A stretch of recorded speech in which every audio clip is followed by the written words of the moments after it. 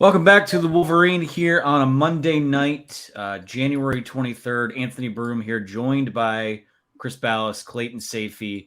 A lot of ground to cover today. We'll kind of keep it fairly cut and dry, and we'll take questions at the end if time permits for it. But as the prompt on the screen says, if you're watching our video edition, be sure to like the video and subscribe to the Wolverine for all of the latest, either from press conferences or the shows we do here every week, Monday night at 6 o'clock with the three of us. Whatever it is, be sure to like and subscribe and come back and join us. So, fellas, we'll just kind of hop right into it today. The news of the week coming into this edition of our show is that Michigan has a staff opening right now. And I know that, Balas, I'll kind of put the ball in your court on this one, seeing as you put out the update today.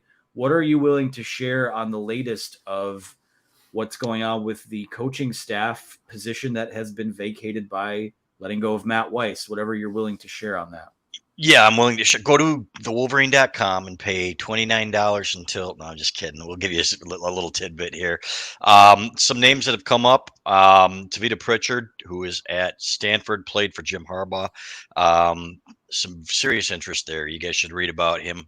We put up an update today about him. So Kirk Campbell is somebody that Clayton has talked about a lot, an analyst at Michigan, and has done a great job and is considered one of the up-and-comers in the profession, according to On3.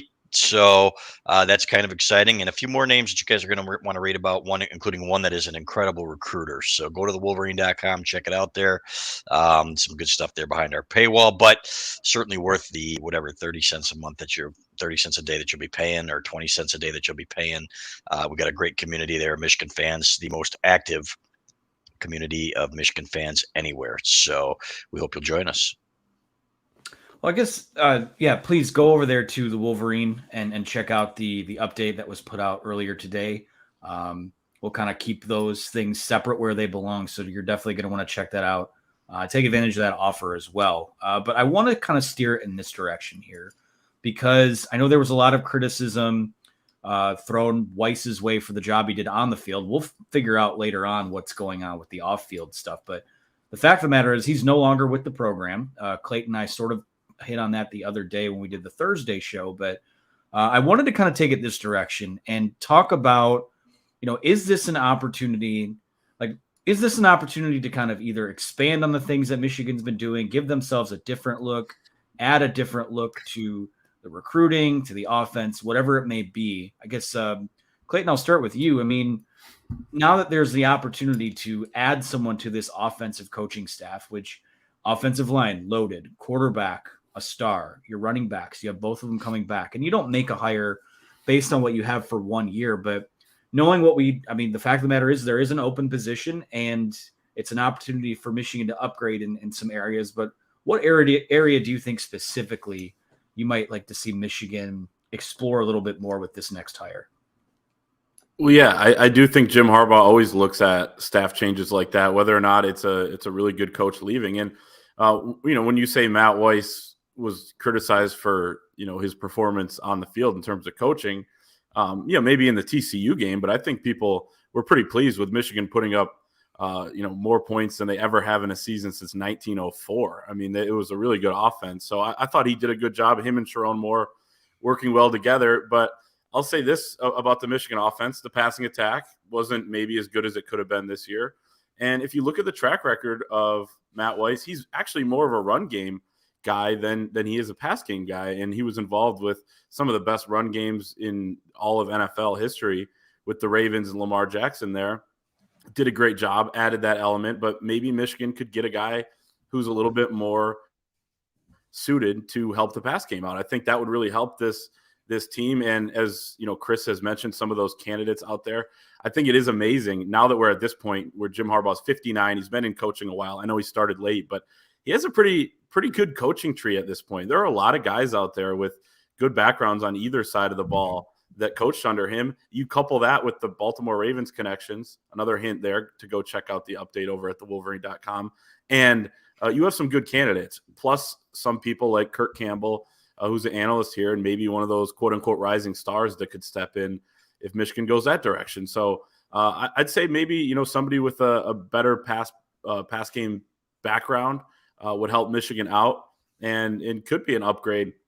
Recruiting's another area. Matt Weiss didn't seem to be, he was still learning. I mean, it was midway through the season. He was talking about it at a press conference, saying how he didn't realize how big relationships were going to be in recruiting. He thought it was going to be more about the track record of how the team's playing on the field. Everyone knows it's a combination, and it might be more relationships than anything, as Steve Klinkscale and a bunch of other guys talk about when they talk about recruiting. So I think it's that maybe first and foremost recruiting, and there are some good recruiters on the pool of candidates, or at least a portion of those guys. So I think that could be something that could really add to Michigan's offense as well, especially the quarterback position, because you got J.J. McCarthy, and then a little bit of a question mark for the years following that.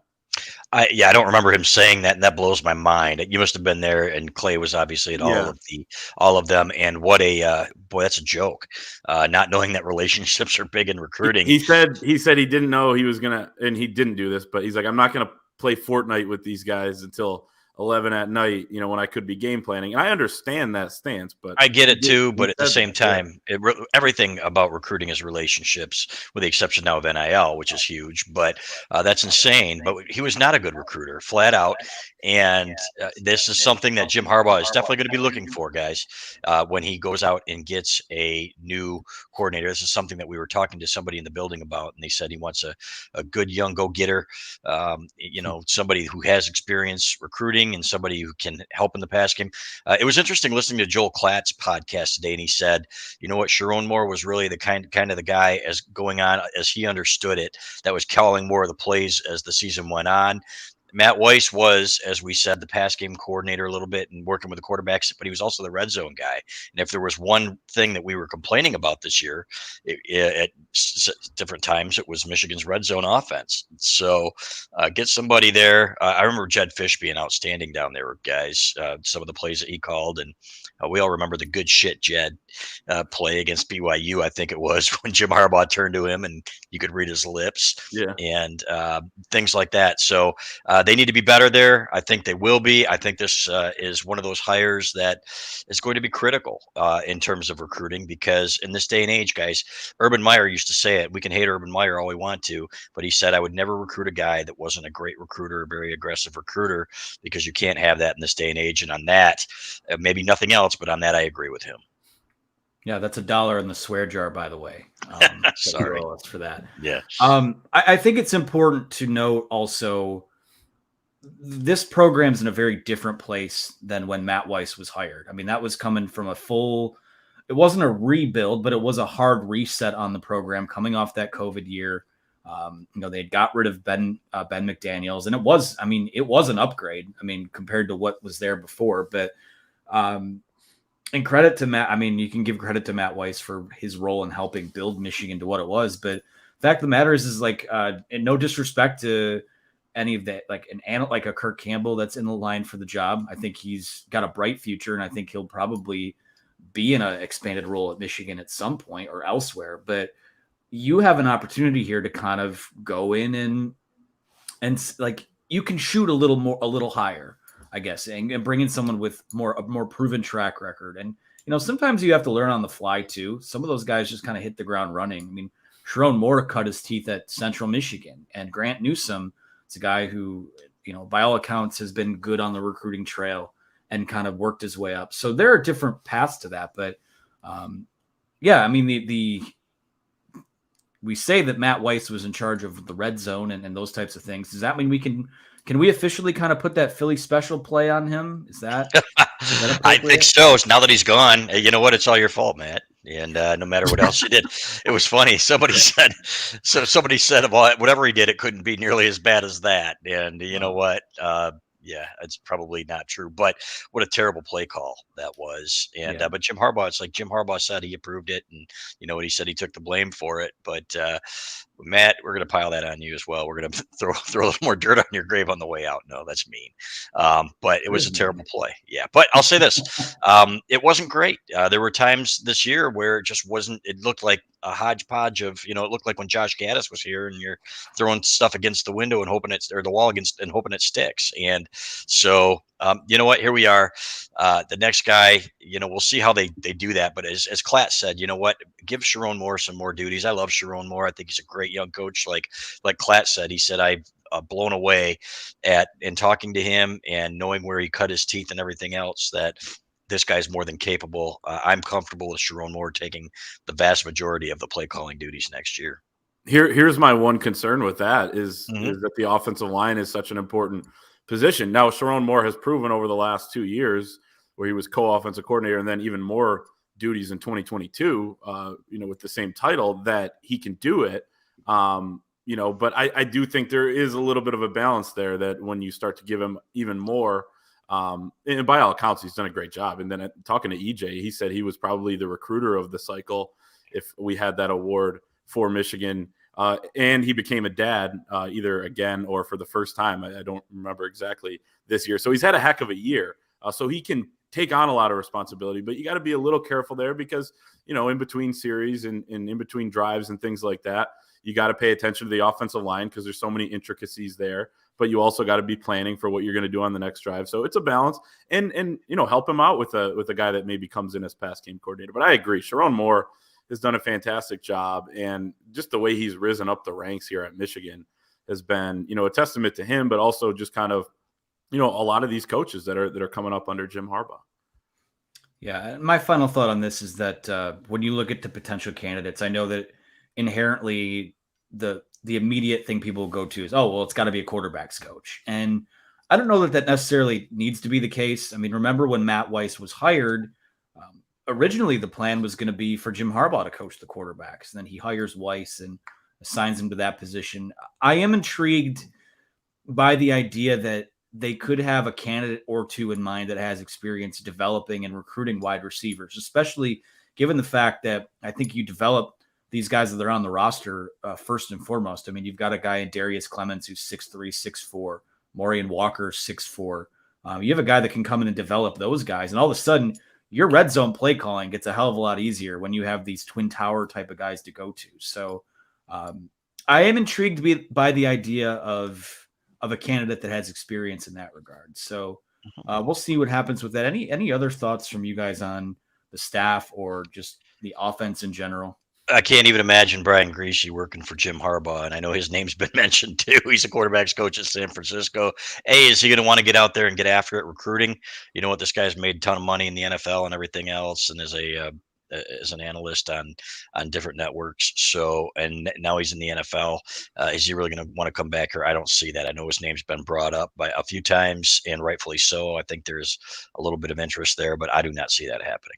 And would that be the right move? I mean, Brian Griese's been in coaching for 1 year. He hasn't called any plays. And I hate this isn't hating on Brian Griese. I think he's done a good job there. You continue to see people rave about him on Twitter and, just following from afar. But he's also in a very quarterback-friendly system under Kyle Shanahan with a bunch of playmakers.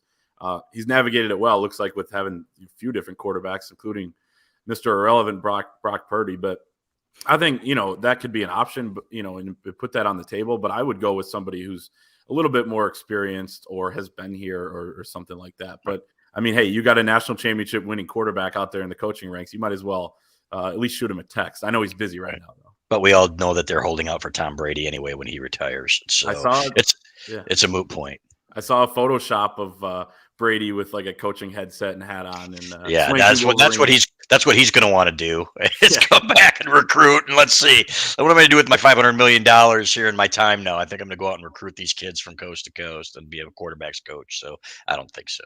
No. Yeah, Tom Brady, a man who just got divorced, mind you, is going to pass up the $35 million waiting on him at Fox whenever he decides to hang it up to come make like $750,000 and coach the quarterbacks out of the goodness of his heart to help the alma mater. Golly, he's a Michigan man. That's right. It would be legendary, and he wouldn't have to work that hard to recruit. I feel like. I mean, who wouldn't want to play for Tom Brady? But obviously, it's not going to happen. This all depends on the money. If they'd say, "Thanks, Tom, but I'm going to take this $13 million NIL deal. Thanks anyway."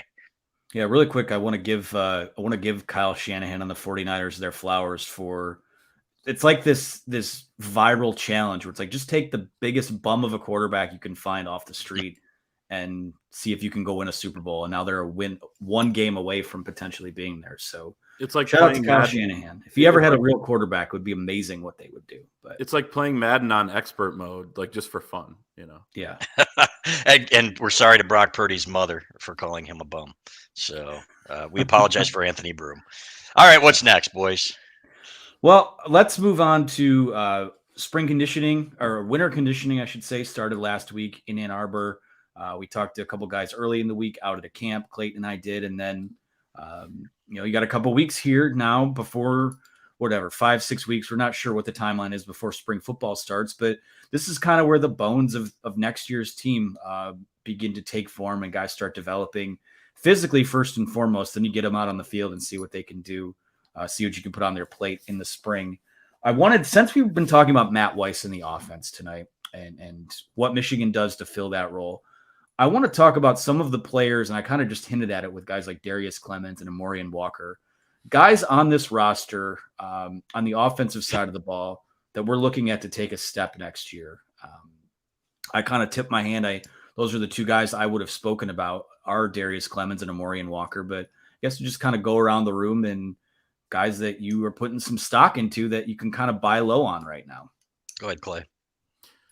I would mention the third sophomore to be wide receiver, Tyler Morris. I thought, and I agree with you on those other two guys. It'll be interesting to see where Amorian Walker ends up, whether that's defensive back or wide receiver. But Tyler Morris is a guy who I think runs incredible routes. He was the second guy in after Roman Wilson went down in the Fiesta Bowl for a couple drives, and he was in there playing in the biggest of spots. He had a huge third down pickup at Rutgers when that game was still in doubt. We talked to him at the bowl game as well, and we'll have something up with that in the next few days. But I think he's a guy that could take a step.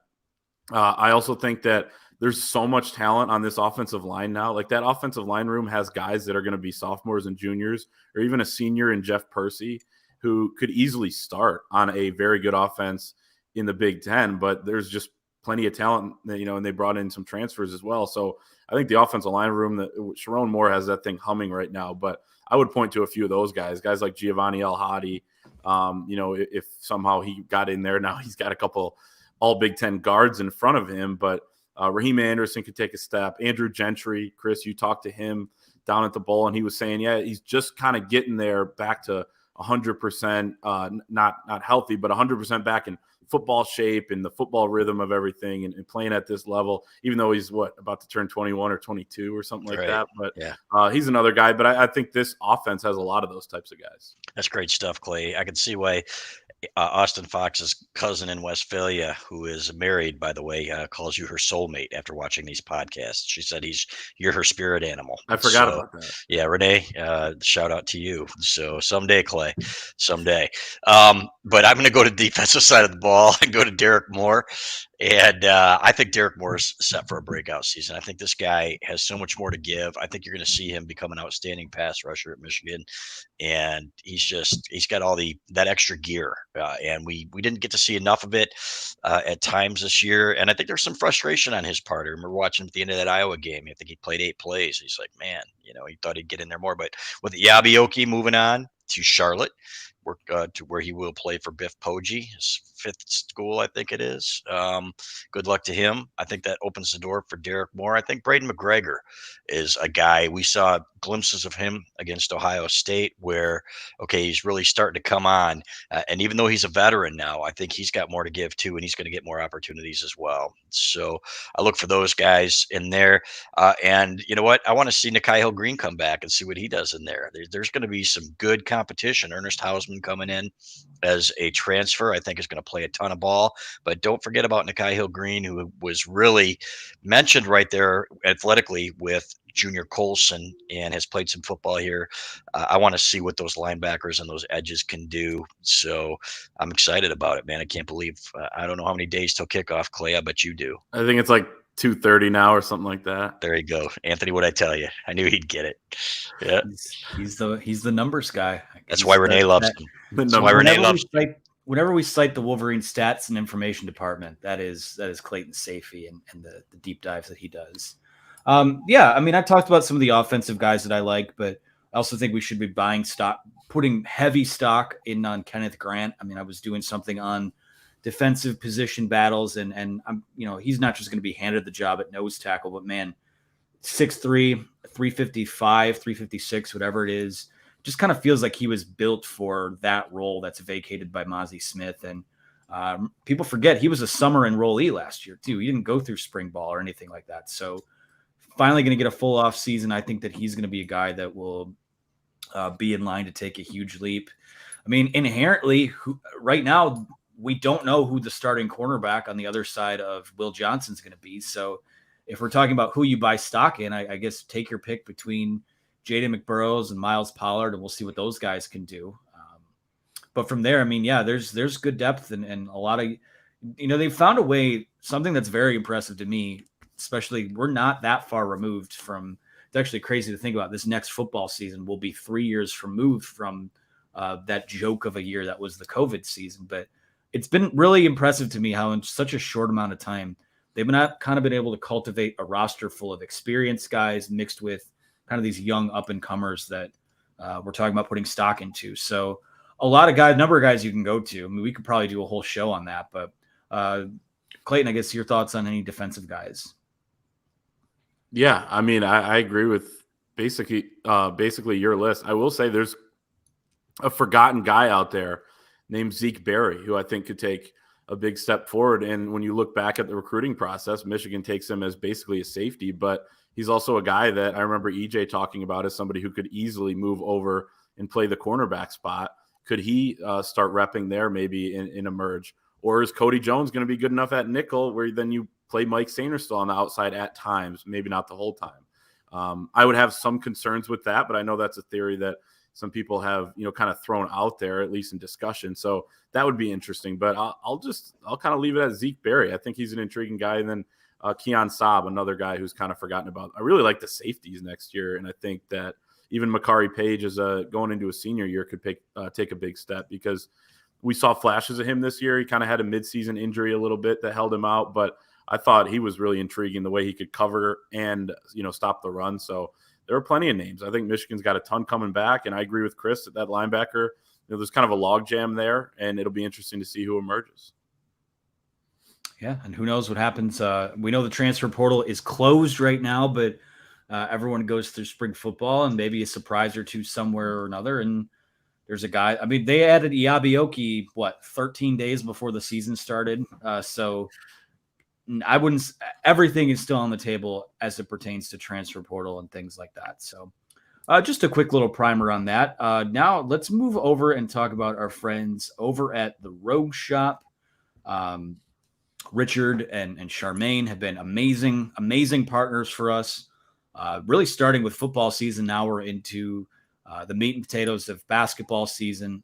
They've been amazing with us. So check out rogueshop.com. If you have issues sleeping, chronic pain, anxiety, stress, all of those things, mental health is important right now, and you should take care of yourself. And if there is something that Rogue Shop can do for you to make that happen, they've done wonders for us and some of the stuff that they've sent along in terms of CBD, THC, edibles, tinctures, smokables, bath salts, pain creams, topicals, vapes, candles, soaps. You guys know the long list of products that we go through every single week here. You know that Richard and Charmaine handcraft all of their topicals, and everything there is handmade. They grow they grow everything in their own facility. Everything is made with their own product. 24/7 chat support on their website. Or if you have questions about it, they're big into the education side of it too. They'll answer a question for you. They will point you in the right direction of something you might be looking for. Everything that they make, all their edibles are custom formulated with cannabis, vitamins, and plant materials. They are, of course, located out of Eau Claire, Wisconsin. They are a small business. They are a business right in the heart of Big Ten country. Disabled veteran-owned, Black-owned, woman-owned. They only have 5 employees, so everything they are making for you is out of love. So visit rogueshop.com today for 10% off using the promo code The Wolverine. That's ROGUESHOP.com. That's ROGUESHOP.com. And if you order something from them, it always comes with a handwritten note. It's a very personable experience. And fellas, I know that we every week we come on here and sing their praises. Yeah, we should. And the pain cream's what I've been using. The workouts don't get any easier, guys, when you get to be 39 like me. So it's on the elbows, man. It's amazing. I use it literally. The pain goes away, and it's been fantastic. So I appreciate that. And on top of that, man, it's been you know what, you get through football season. You guys know how rough it is, man. How much we work, and you're always something on your mind. Those gummies at night, man. I get 8 hours of sleep and I wake up feeling great. So I appreciate them. I appreciate their sponsorship and everything they've done for us. All right, again, use the promo code The Wolverine for 10% off today over at rogueshop.com. That's ROGUESHOP.com. Shout out to our friends over there. Let's change sports now. Again, probably it's going to be a little bit of a quicker episode today, but this last segment here, I think, could generate some discussion.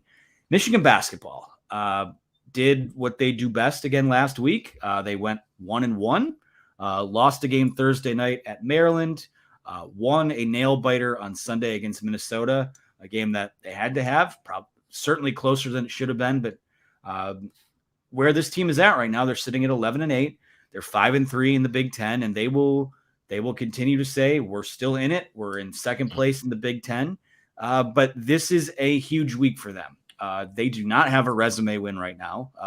Every chance they've kind of had at one has kind of been thrown off to the wayside. Purdue comes to town on Thursday night. It's going to be a 9:00 tip at Chrysler Center. We'll see what's going on with Jet Howard and his ankle. Looked like he sprained his ankle, was in a walking boot after the game on Sunday. We don't know what the timeline on his return might be, but it didn't look great. Maybe they've avoided catastrophe, but they're going to be tight-lipped about it. We won't know until he's truly back. But fellas, where are we at with this team right now? Because Ken Pom has them finishing the season at 16-15. That's not going to be enough to get them into the tournament. That might not even be enough to get them into the NIT. This team doesn't have much of a resume now, and I don't know where this is going next. I suspect it will probably end somewhere in the range of 16 or 17 wins, just based on the inconsistency of the product, and that's disappointing. But where are you guys at with this team right now? Because I have my opinions on it, and I was roasted for them, but want to hear your guys' take.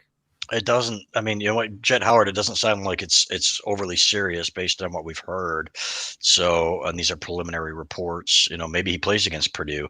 To me, that's the biggest game of the year. Okay, if you want to get back on track to the point where you are at least talking about the bubble, then you can beat the number one team on your home floor, and you finally get a quad one win, and it's a huge one. Right. So, and I think they're capable, guys. I really do. If they put it all together, they play hard. To me, that's the biggest concern is that they know what's on the line, for example, and they go to Maryland and they just crap the bed. That was embarrassing. The effort there, it was like a layup drill at times, and that just can't happen. So, but if they can get back on track with a win over Purdue and then split at Penn State, at Northwestern, ideally it'd be great to get both. I don't think that's in the cards, guys. You know what? You look at these games that they can win and could win, and it's every game, but they just don't win them. So they need to make winning plays down the stretch, and they just haven't had it in them. So to me, the season, they're at a crossroads here where not even at a crossroads, they're behind the eight ball to get even to peek out behind it. They got to win on Thursday night.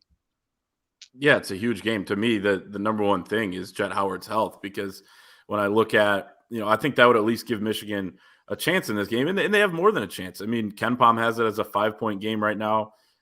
You look at, Michigan's home schedule and what they've done at home. They've been good. They've lost by 2 points to Virginia, a top 10 type of team, and 2 points to Central Michigan. A terrible game. But other than that, Michigan's played well. They've held serve. The issue has been what, Chris, you're talking about, is not winning the games maybe that they're, quote unquote, supposed to lose, close. You got to win some of those. And when you do play a team close, some of those you got to gut them out. And they haven't been able to do that. So that's kind of where I'm at is, this offense with Jet Howard out, it really was stuck in the mud. I know Juwan Howard said they won in the mud on Sunday against Minnesota, and that's great. It was, great to pull that win out. It would have been an absolutely disastrous loss, almost as bad as Central Michigan losing to that Minnesota team at home. But you need a little bit more offensively. They finally got Hunter Dickinson going. He scored 23 points. 18 of those coming out of post-ups, something that he really hasn't done as well lately. Teams double teaming him, teams playing him a little bit different, mixing up coverages. And then when Michigan's not hitting their outside shots like they weren't on Sunday, then Michigan's offense has really struggled. So and everything looked tough. They were working for everything, and they didn't get a ton. So Jet Howard's health is going to be huge. Don't know if he'll be out there Thursday. That really hurts their chances in this game, because I agree. I think this was kind of the game you were pointing to that could be a potential turning point for Michigan. But Zach Edey coming in here, it'll be fun to watch. He's the front runner for the National Player of the Year, averaging 23 and 13. I mean, it's just unheard of type of stuff, and really dominant. So Purdue does everything well. Purdue's going to test Michigan in a ton of areas that Michigan has struggled in this year. Offensive rebounding, Purdue's going to clean up on the offensive glass if Michigan doesn't do something about that. And even then, they're really good at it. They're really good on the inside. They're going to block a bunch of shots. It's going to be tough for Doug McDaniel and Kobe Buffkin to drive in. Everything's going to be tough. So they got to play a really good game, but I think they're going to have a chance. I'll take a little umbrage to your fact about playing well at home. Overtime against Ohio, Lipscomb gave them a battle. So Minnesota, they were down 8-0 early. So, but they are finding ways to pull out all those games, with the exception of course, that big superpower Central Michigan team in addition to Virginia. Yeah, it's more that they haven't been able to get those on the road, right? And they have somehow escaped some of those home games, and even extend that to Eastern Michigan at Little Caesars. Right. But, yeah. Geez. They've avoided some disasters there outside of Central Michigan. Yeah. Nobody avoids disaster. Nobody avoids disaster better than Michigan, with one big exception. So there you go. With one big disaster. Yeah. Exactly. Yeah. I hate to say it, but I don't see them going one extreme or the other. I think they'll kind of just continue to be what they have been. Win a couple, lose a couple, win a couple, lose a couple. I have questions about the Purdue game Thursday, just because, Hunter Dickinson versus Zach Edey, that's a 9:00 tip. That's one of the games of the night. He hasn't played very well when he's matched up against those other kind of star centers. And it's going to have to start with him, regardless of if Jeff Howard plays or not. But you look at this team, on the road, that Iowa game that they let slip away hurts. The Central Michigan game hurts. If you had any semblance of an offense at Michigan State, you win. Maryland, I think at times the effort was, and that's the key, is the effort.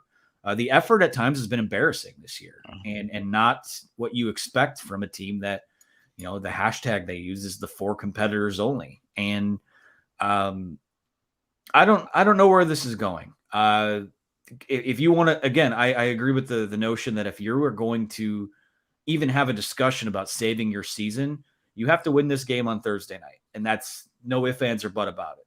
If you lose it, you're sitting at 11-9. You don't get another game against Purdue, and it's only going to get tougher, because you'll have the 2 road games against Penn State and Northwestern. Ohio State has been down lately, but that's a game that they're not projected to win. According to Ken Palm's computers, you still play Indiana twice. You play Wisconsin twice. You still have to play Rutgers at the RAC. You play Illinois. This is they can sit up at the podium and say, hey, we're right in this. We're 5-3. Well, it's going to figure itself out what they are really quick, because right now Purdue is the class of this conference, and it's everybody else. And I don't know if Michigan's going to be a team that is somewhere in that top group at the top of the standings when it comes time to determine where seeding is and all that, or if they're going to be a 10-10 team in conference play.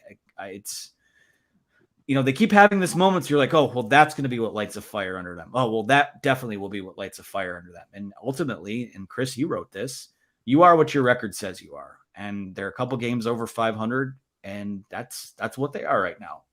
Yep. And they've won the games basically. Penn State at home, Maryland at home, Minnesota twice, and you needed a rally late to beat Minnesota. So, yeah, as Juwan Howard said, they are in second place right now. I think a lot of teams with their schedule would be in second place right now in the Big Ten. And some of those teams that are 3-4 or 2-4 right now, it's just a matter of who you've played and when you've played them. So, again, starts Thursday, guys. To me, that's when you make up for past sins, like losing to Central Michigan and, letting that Iowa game get away. That was just an absolute gut punch. Yeah, Michigan hasn't played any of the top 5 Big Ten teams if you look at the Ken Pom rankings. So, and that's going to change obviously Thursday, but 5-3 looks pretty good. But when you really dive into it, again, as you just said, 2 of those wins over Minnesota, one of them is Maryland at home, Penn State. They still need to collect some of those wins. I think 7 or 8 more of their games coming up are against those top 5 teams. So you're going to have to, not only continue to stay above 500 in the league, you're going to have to be well over that, I think, because you dug yourself quite a hole going back to that disaster against Central Michigan. And you're going to have to do it against tougher competition, which is going to be more challenging, of course, inherently. So, uphill battle. But again, Jet Howard's health to me is really important because this is a crucial stretch. And if they're not able to have him out there, then it's going to make it even more tough. And you're looking at, you could lose 2 out of 3 here, and then you're pretty much dead. I will say I don't think it's do or die on Thursday in terms of if you lose, it's all lost. There still are some opportunities out there, but this would be the best one. And if they are, let's say they do get to 19 wins or something like that, if you have that Purdue win on your resume, that right now, if you look at brackets, which is way too early to, but they'd be the top overall seed. Then that would certainly help your case. Yeah, there's just no gimmies out there except for Nebraska, and then February 18th against Michigan State at home. Unless they get Malik Hall back, and then they become the early 90s UNLV team, according to Tom Izzo. So anyway, I'm joking. That'll be a tough game. We all know it. But yeah, and Jet Howard needs to step up, guys, on the defensive end of the floor too. He can't go through the motions. He didn't have a point in the first 15 minutes of that game. Didn't play very well defensively again. And so he really needs to round out his game and be more than just a scorer and shooter, and really needs to bring it to be a big time plus on this team too. So it's not just getting Jet Howard back, it's getting the plus version of him that's busting his butt on every play. Yeah. And listen, I mean, Thursday is huge for them. It's not do or die, like you said, Clayton, but it is certainly, it just makes everything else, every game is a must win from there. And, if you're looking at getting yourself to 8, you get yourself to 18 and then see if you can win 1 or 2 in Chicago, you're going to give yourself a chance. But again, they have to turn it around, and it all won't be lost if they don't. I mean, this is still a fairly young team. I'm excited to track how this backcourt of Doug McDaniel and Kobe Buffkin continues to develop. I think that they have some guys emerging. I mean, Will Shetter and Terrace Reed have been, I'll stop short of saying a revelation in recent games, but those are 2 guys that I think are going to be here a while, that are starting to kind of come on, and they bring a lot of energy. I like the 2 big look with Terrace Reed and Hunter Dickinson, except when it's late in the game and you have a guy shooting 23% from the free throw line out on the floor. But they still have, I mean, I'm going to be intrigued by this team regardless of what happens, because I suspect almost this entire team will be back next year. But let's be honest. I mean, year 4 of Juwan Howard, we expected it, at least we expected it to be better than what last year looked like. And so far it's kind of more of the same, and in a lot of ways a little bit worse, especially on the defensive end. So we'll see what happens from there. Yep, that's about it. That sums it up. All right. Any other final thoughts tonight, fellas? Nope. Just getting ready to watch the Big Ten play. I think Wisconsin plays tonight. Who do they play? Is it? Northwestern's up 13-9 against Wisconsin. All right. I like Chris Collins. I don't care what anybody says. Always a class act. I think he's a good coach. So, yeah, I go Cats. All right. Well, that will do it for us tonight. A little shorter of a show. Just a programming note for next week. I won't be here, but I'm sure the guys will do a fine job if they decide to carry on. Thank you for watching. Be sure to leave a like on the video. Be sure to subscribe to the channel below using that button down there. You can listen to us after the fact in the podcast feeds on Apple, Google, Spotify, Stitcher, whatever it is, wherever it is you get your audio content from, we are there. So we appreciate you guys for watching. We appreciate our friends over at the Rogue Shop. Be sure to use that promo code for 10% off using the promo code The Wolverine. For Chris Balas, for Clayton Sayfie, I'm Anthony Broome. We are closing it out, and we will talk to you again next time.